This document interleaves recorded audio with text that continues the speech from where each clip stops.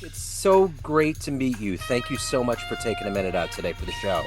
No problem at all. I appreciate being on. You bet. So, as we were kind of talking before we got on here about the political environment, what's going on, one of the things that I think that kind of started this cycle of things that have just kind of spiraled in weird directions is COVID. 5 years ago, it was raging. So many things were changing. It was one of the first real times in my life that I saw distinct polarization of political parties. How did you get through that era, and how did that either inspire or give you gusto to run for office? Well, I have to go way back before COVID. Yeah. I come from a family of public servants. My father ran the anti poverty programs in the city of Chicago in the 70s and the late 60s. So it's always been within me. It's something that I've worked in and around for my entire life. I've just never gone to the dark side and become the candidate. That having been said, I've had plenty of exposure to public policy and public health and how to deal with situations. And that was definitely a situation. So it was a time of action, not a time of regret or even reflection. It's like, okay, how do we get out of this? What do we need to be doing? And some of the things I was watching being done and not being done were frustrating all at the same time, especially when you look at the other politics of life. Because in the middle of any disaster, we still got to think about the future and we still got to keep living. And how do you recover and come out of this? That is where my mind was most of the time. And I think the one thing that gets me, especially from the Democratic side of the aisle, that really perplexes me is that when Biden finally got in, he was the person that got over that all of that disparaging stuff that was happening towards the end of the first Trump administration. He was the one that got infrastructure funding. He was the one that governed and did all of these things to heal international wounds. And no one ever talks about that. They gloss Yeah. over it. The sound bites don't get into that. But I feel, as a civilian blue collar guy on the ground, I really felt like that was the healing moment. Otherwise, we were going to spiral into some like what's happening now. It was going to get worse. Well, we heard about hope and change for many years. And that was the hope that we were looking for, leading to the change. Unfortunately, he didn't get a chance to finish the mission. And with that, what we're watching now is a lot of undoing of what he started. I was in Danville, Illinois, 2 days ago now, and that was part of what we were talking about. Is you can't forget about home. Yeah. All that stuff in Washington is important, but at the end of the day, if we keep letting these cities and this infrastructure crumble, jobs go away, education not be fully funded, transportation almost not exist, we're going to fail. Yeah. And It's if we're going to DC and we're not talking about what's going on in these cities and on these farms and places that make up America and make up the second congressional district of Illinois, especially, we're doomed. We can't afford to lose any more ground. no, I agree. Let me ask you this. To get a handle on your background and where you're at as you run for office, if I put you in front of a bunch of 12-year-olds at career day and one of the kids wants to know what you've done up to this point, how would you answer them? Well, I would start in this manner, especially if you're talking about 12 years old. Now, it's a favorite age of mine because that's when I started learning for real what it is I've done through my entire life. When I was 12 years old, I started working on my first housing development project with my father. We were building a few senior buildings and some skyscrapers at the time that are still part of the fabric of Illinois now. That having been said, it's never too young to get started. What I would tell them is learn as much as you can and watch and pay attention. The things that you see now and you think you need really are the things you need, and they're very basic: food, shelter, love, and education. Anything that you're doing working those things out is gonna go the right way. But when we're dealing with hate and war and disfunding of education, it's never going to work out in our favor. When you were 12 years old, what was your dream job? What did you want to be when you grew up?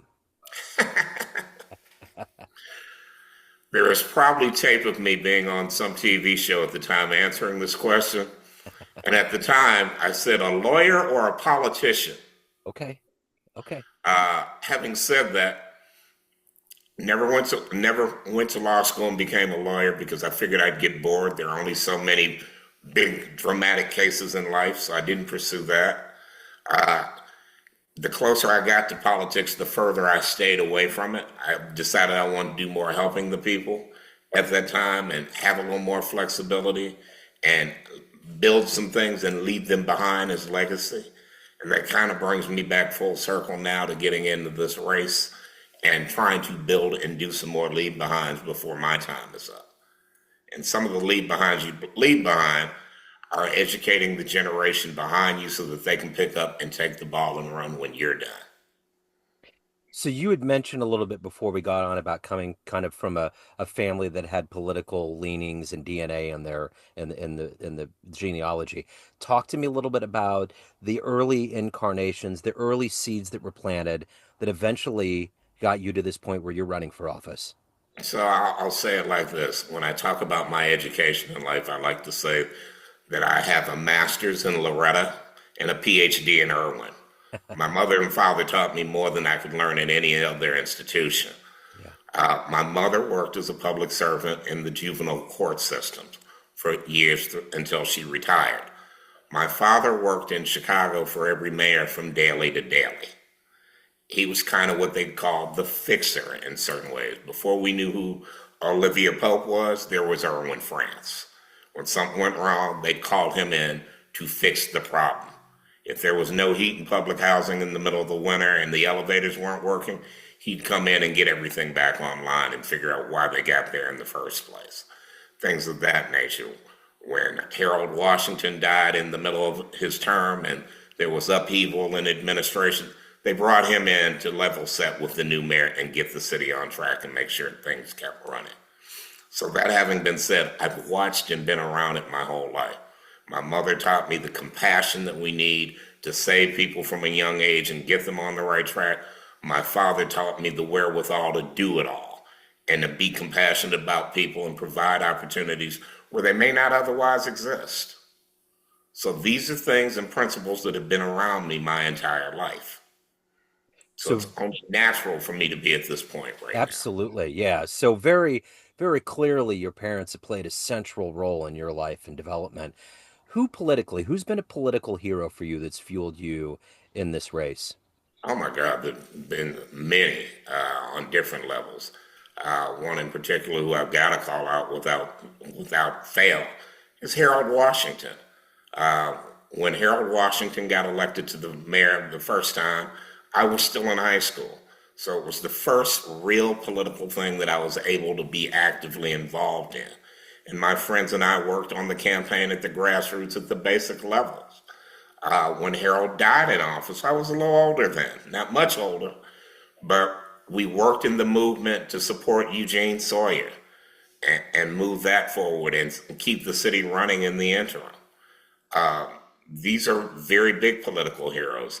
I think a lot of the political heroes I have were not necessarily the politicals, but the people behind the scenes who you could see the moving and the shaking with. People like Dr. Dorothy Irene Height from the National Council of Negro Women and how she moved and negotiated with every president from Roosevelt going forward. She was a true negotiator, and I learned a lot from her.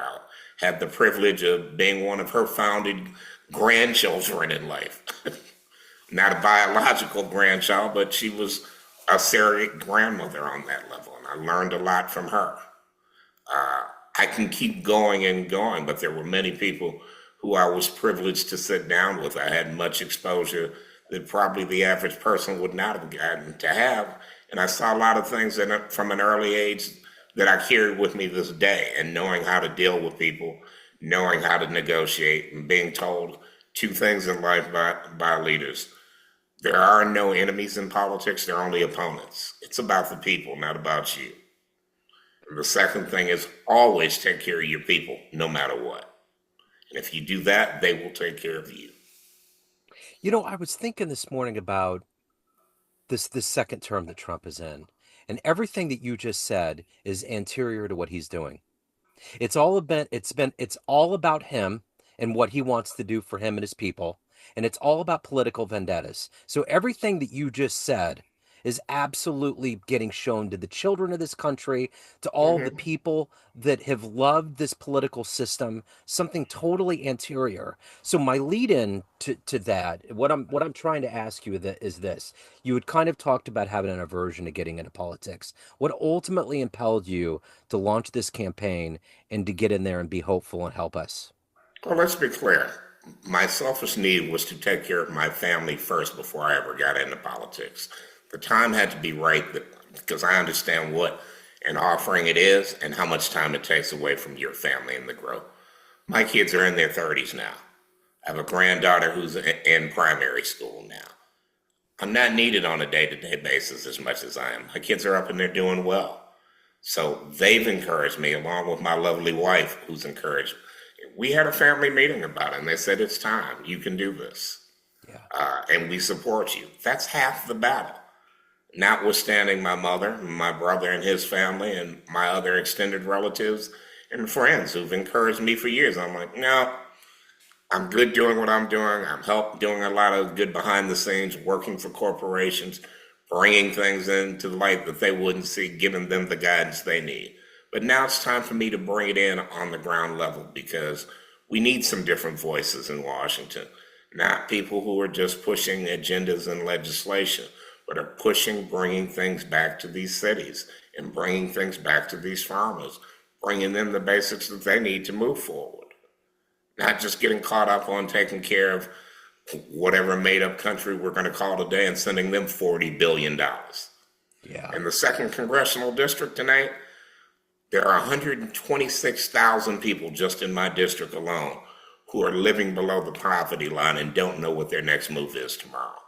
So before I can send another dollar out like that, I need to send it to that district and help them out. And that doesn't mean the other people who are above the poverty line are living well. It just means they're not below the poverty line. Yeah. And out of that 126, I got to wonder how many are being devastated by the shutdown and the SNAP benefits and everything that's getting wrangled in DC now.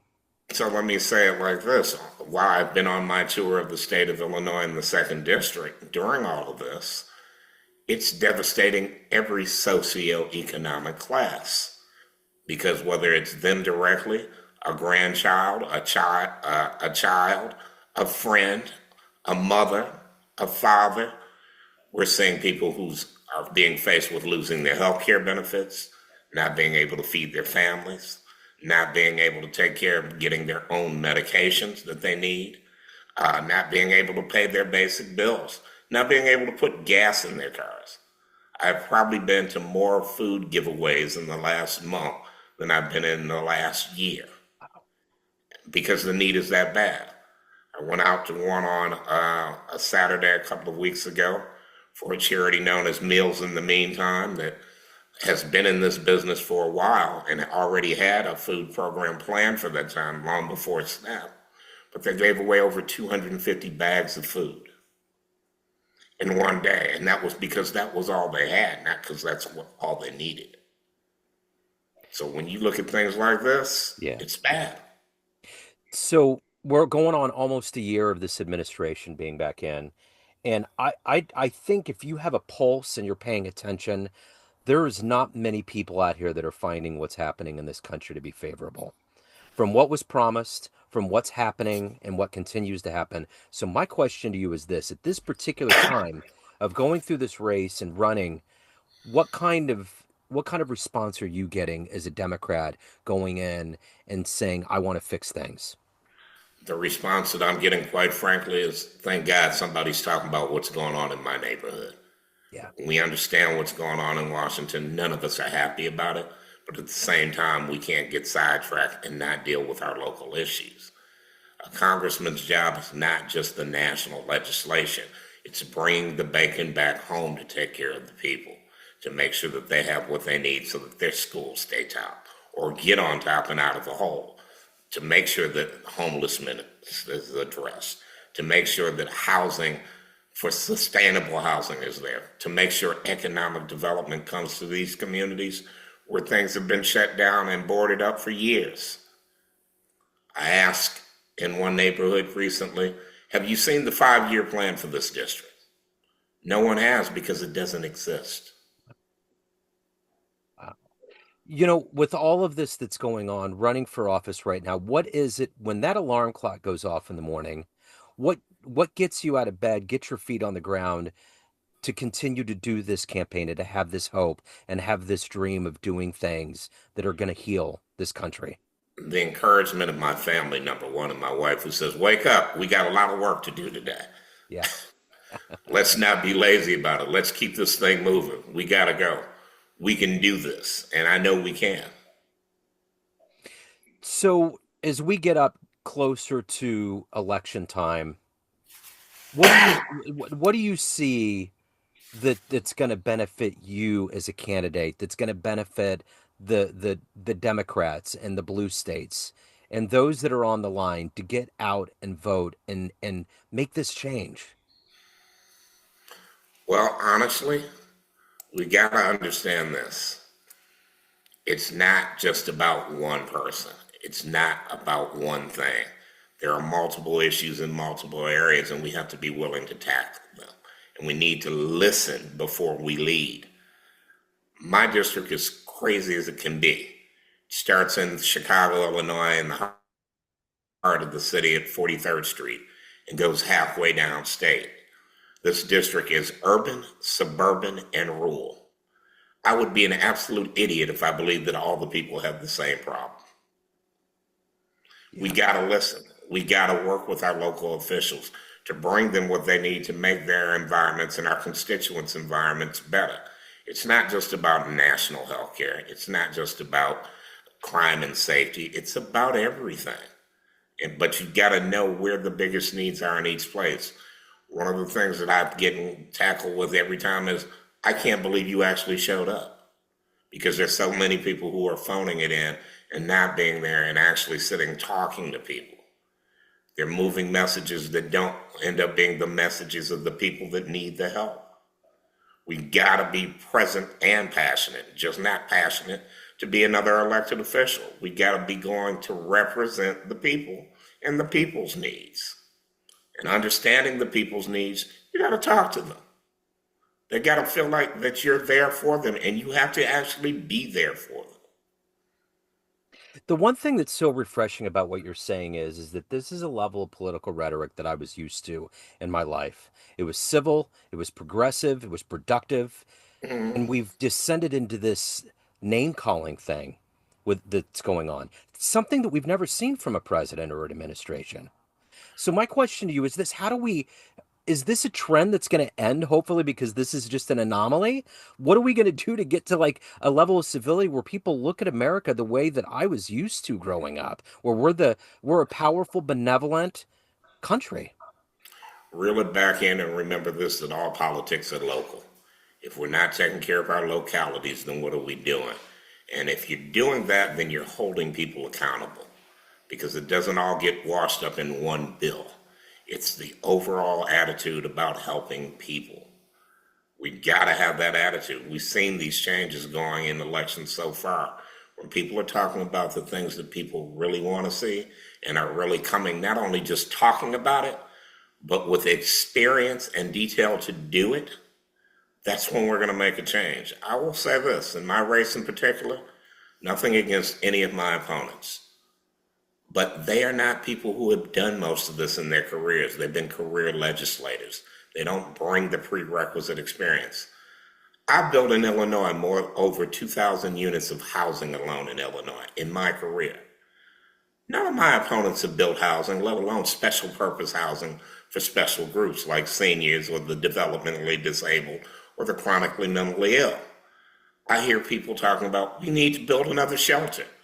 And I'm saying we never need to build another shelter.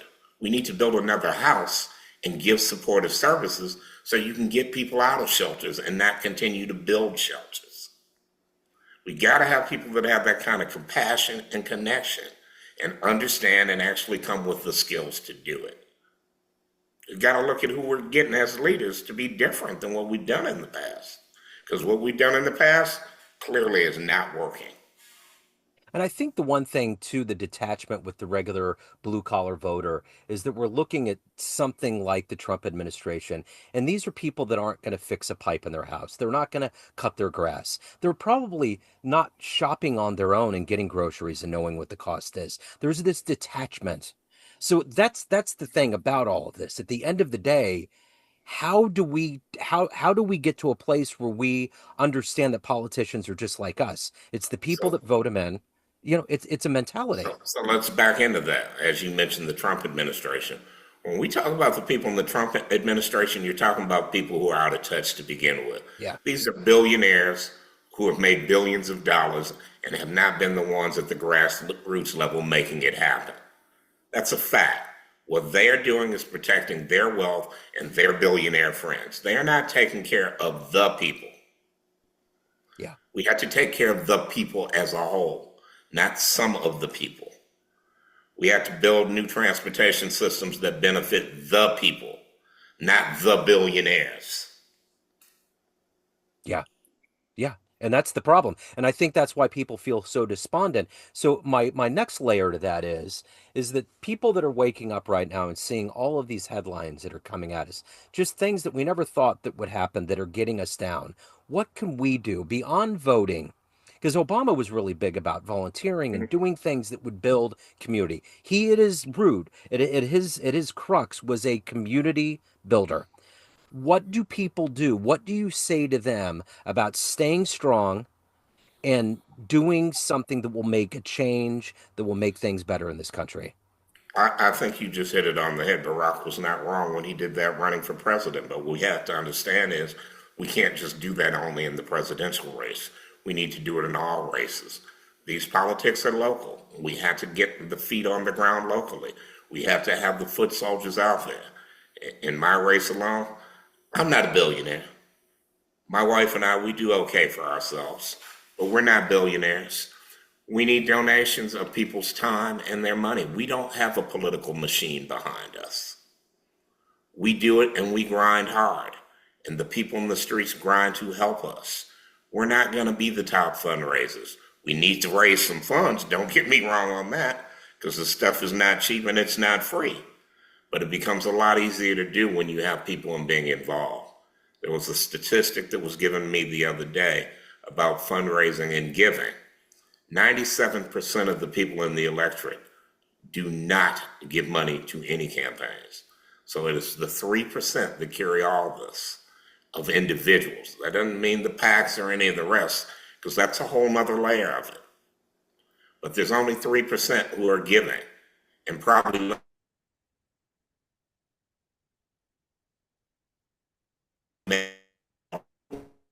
accountable. Because if not, you're no better than the person who just stays at home and does nothing.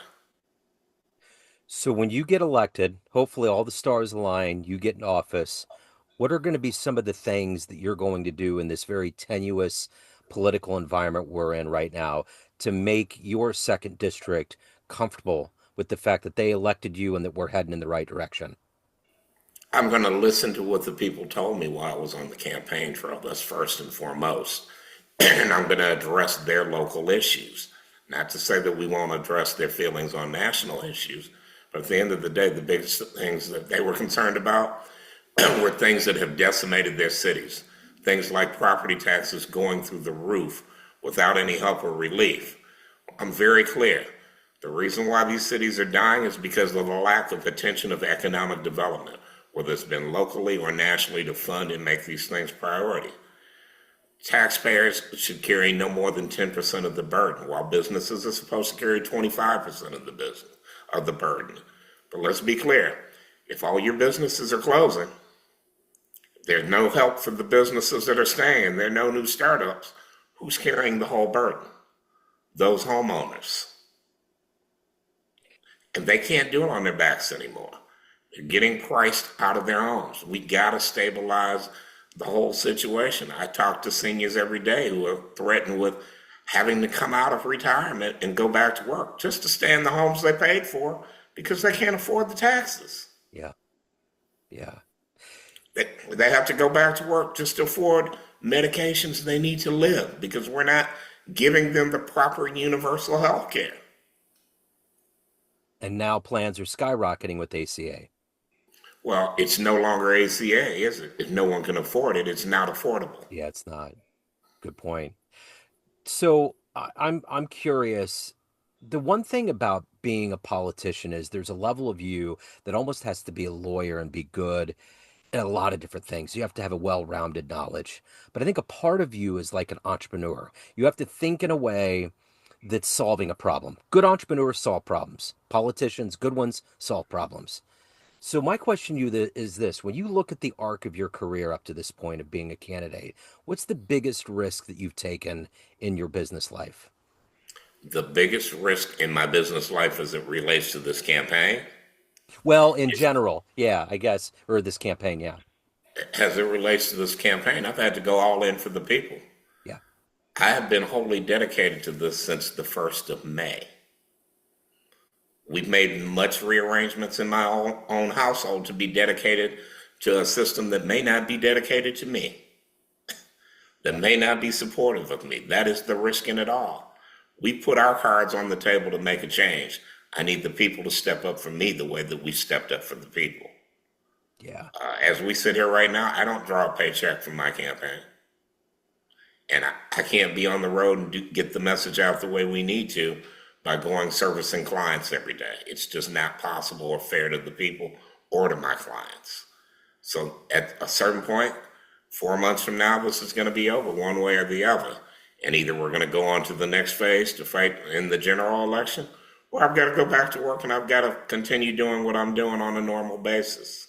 yeah. But that is the biggest sacrifice that myself, and not only me, but my family has made. What's been the most surprisingly positive thing about getting into this life as a candidate since May? What has been the most surprisingly good thing? Meeting the people, Yeah, seeing the spirit of the people and them wanting to do better and wanting the help and not being totally discouraged.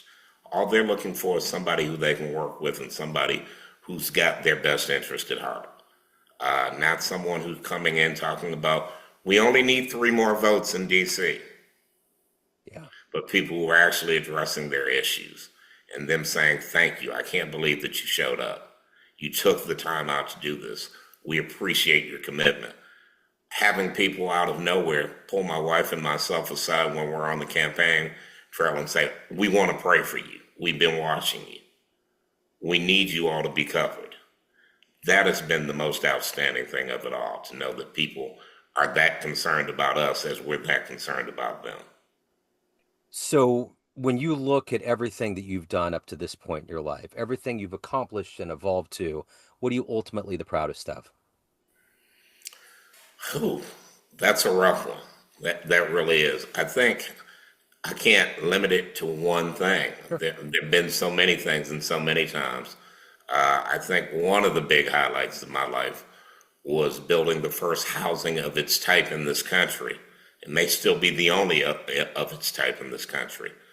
I partnered with the Bobby E. Wright Community Mental Health Center on the west side of Chicago, and we built the first housing ever with supportive services for the chronically mentally ill and the developmentally disabled. Wow. So now these people could live independently on their own and receive the services from their service provider that they needed seamlessly and get the help and the attention they needed and not be living in chaos and confusion and struggling, but having the things they needed in place to make their lives different. That's groundbreaking. My son's 20, he's on the spectrum, and we're at that point in his life. To think that that's out there, that's beautiful. You got to understand, we know we're not going to be around forever, and their parents are not going to be around forever. And someone has to care beyond that moment of being a parent because they're going to be in adulthood and they're going to need that kind of support. Yeah, they certainly And we are. need more housing like it, I'll say it. Yeah, I agree. So at the end of the day, Eric, everyone has a perception of you. Family, friends, all of your constituents, everybody that wants to vote for you, everyone that may not know who you are, but you run the show. What's your perception of you? Who do you think you are? capable, confident, prepared, and ready. So if anyone wants to get involved with your campaign, help you, get you elected, get this vision that you have of making America heal and be as powerful as we all have known it can be, how do they do that? So let me start with the fun part. Go to Act Blue, Eric France for Congress in the 2nd Congressional District. Please donate. We need all the help we can get. If you'd like to volunteer, drop me a note, participate on any other level, even donate there. There's a link to donation on our website, France for Congress, FOR Congress.com. We'd love to hear from you. We'd love to see you even more, whether you're in Illinois or whether you're not. This is an effort about making a change nationwide, not just in Illinois. We want to change the way people see their leaders and the way that leaders lead. We don't need another person just leveling up from the position they're in because they see an opening and they want a better job. We want them doing this because they want a better life for all. Eric, thank you for your heart. Thank you for your drive, taking some time out. Best of luck with the campaign. I'm 100% behind you, man. I appreciate it. Thank you so much, Joe. I really appreciate this opportunity. Yes, sir. Thank you. And come visit us. Yes, absolutely. I'm going to make sure to put all these links in the show notes so everybody's clear and we get this thing moving in the right direction. So thank you. Thank you. Cool. All right.